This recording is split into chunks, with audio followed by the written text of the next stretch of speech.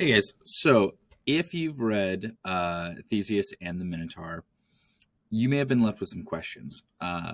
Question that I might have would be, "Hey, Cretans, Minoans, how did how did you end up with a Minotaur in the middle of a labyrinth? Like, where did the labyrinth come from? Where did the Minotaur come from? It's not something you just like find in your house or in your castle normally. I don't know, just like check the basement and be like, oh, hey, honey, did you realize we have a whole labyrinth in here? And I hear the sounds of a bull in there. Better start feeding Greeks to it." It's not normally just the average thing. So, how did it show up? Well, so it's going to give you a quick rundown on that, and then we're going to talk a little bit about the quote unquote truth behind the labyrinth and the Minotaur. So, in the Greek mythology, you have the king of Crete, and anything he touches turns to gold. And again, we'll touch more on that when we talk about the truth behind this whole legend. In any case, king of Crete, Minos, golden touch, famous figure.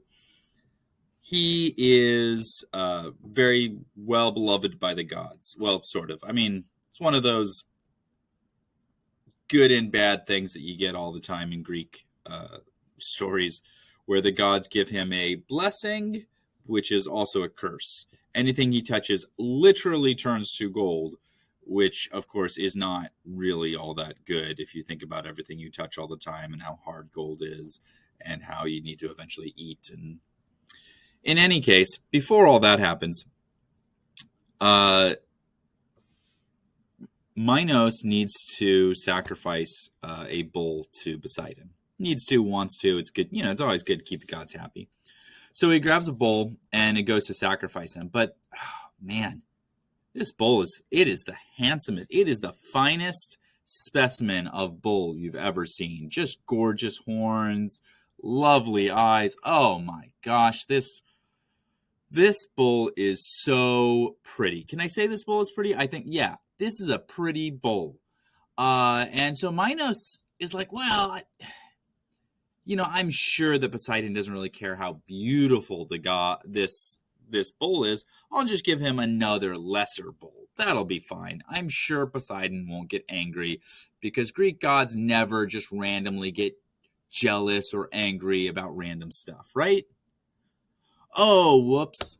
So, yeah, Poseidon gets angry, of course. And, then Poseidon's like, hey, you decided to keep this beautiful bull instead of giving him to me and making the smoke come all up into the air for me. So I am going to curse your, I don't know why there's air quotes. It's a straight up curse. I am going to put a spell on your wife so that she too loves this pretty beautiful bull.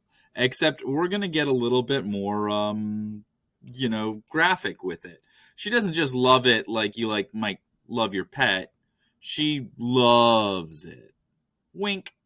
And so she goes to the guy who hangs out a lot at the on Crete with the Minoans, their resident inventor, Daedalus. Daedalus is a very imaginative, powerful inventor. He comes up with all kinds of new cool things. He's an architect, all of this cool stuff.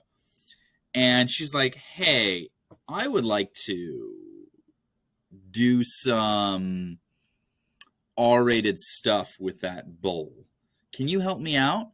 And so he invents a contraption that allows her and the bull to do inappropriate things.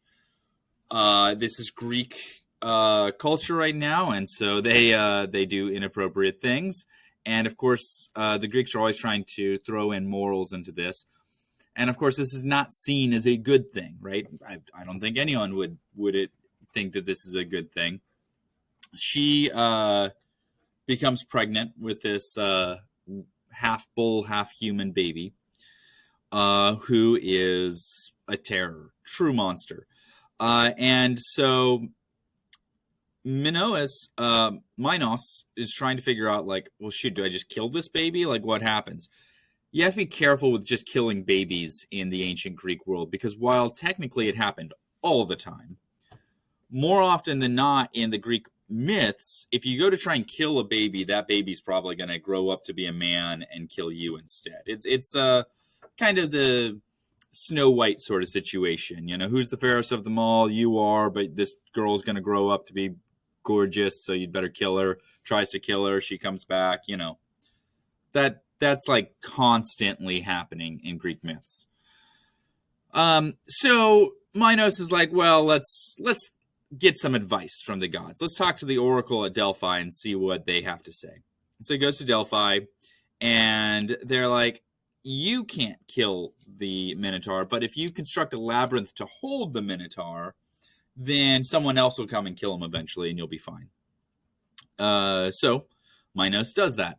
He contacts his resident inventor, Daedalus, the same guy who, for some reason, had no qualms with creating a device to let Minos' wife do things with a bull.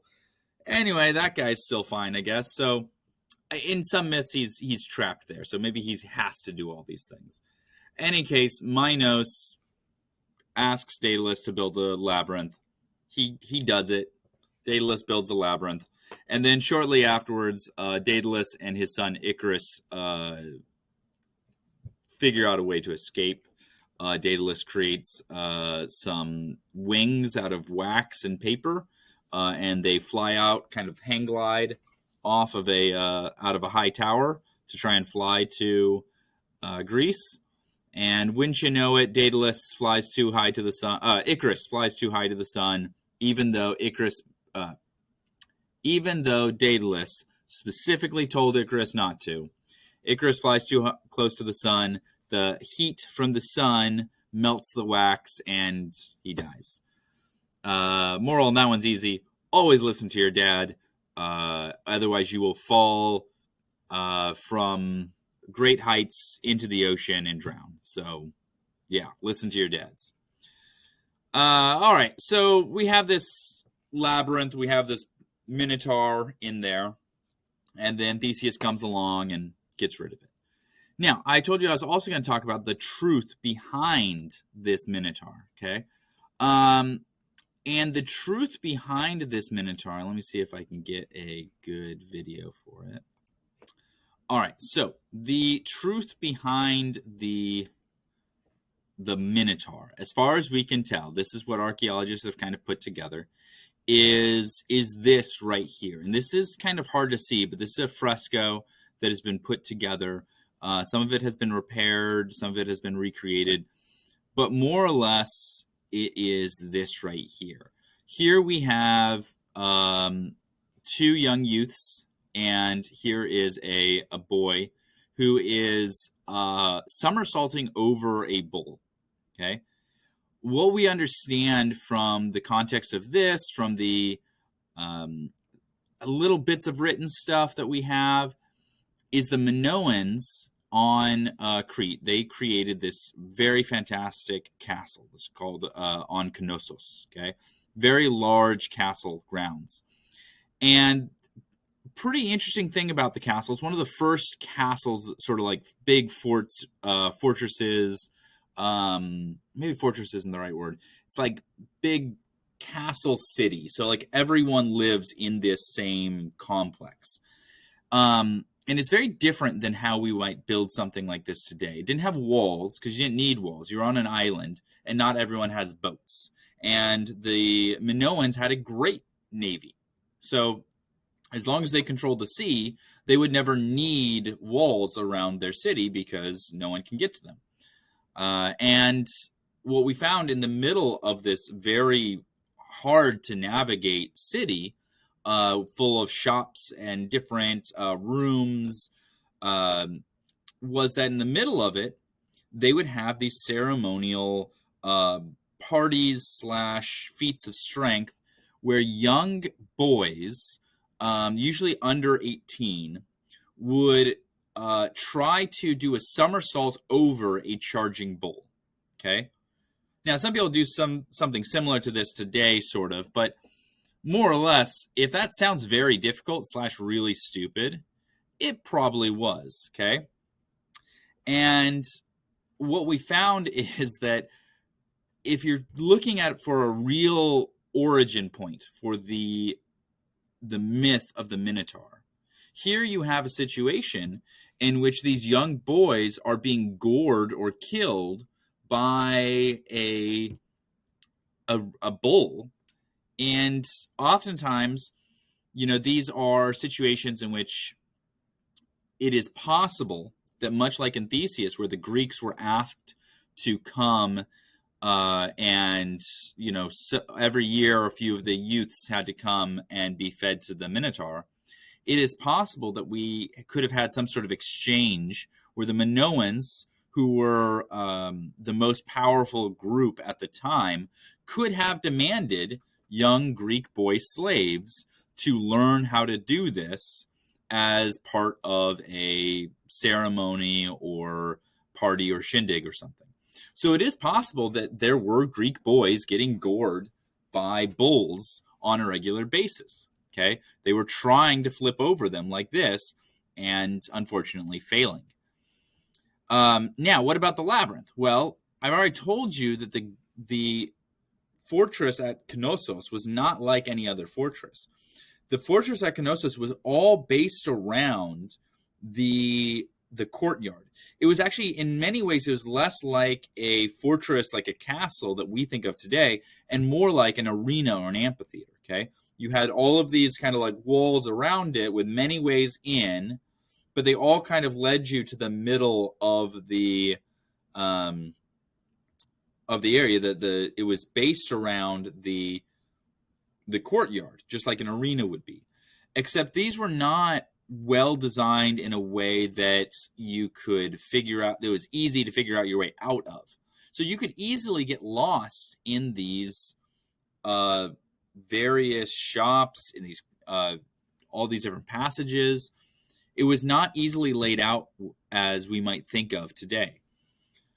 So that might be the origin of this whole myth, this idea of this bull or these bulls that are, these young boys are supposed to be jumping over, and maybe Greeks are being brought in. So for instance, in this story, we have lighter skinned folks here, which I think are usually women, and this darker skinned boy who's jumping over it. Okay, so these two female attendants who are helping, but it could also be seen as two Minoans and one Greek, where the Greek is trying to jump over it. Okay, light skin, dark skin is always a thing. So these light skinned folks could be Minoans, because we have historically, if you're lighter skinned, that means you are able to spend less time in the sun, which means you have more money and power than somebody who has to go out into the world and farm and whatnot.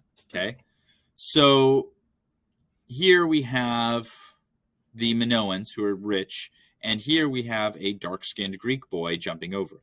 Now, that is still a theory. We don't really know if they were getting Greeks to do this. These could all be Minoans. But that is one of the theories of how this myth came about. Anyway, that's what I got for you guys. Bye.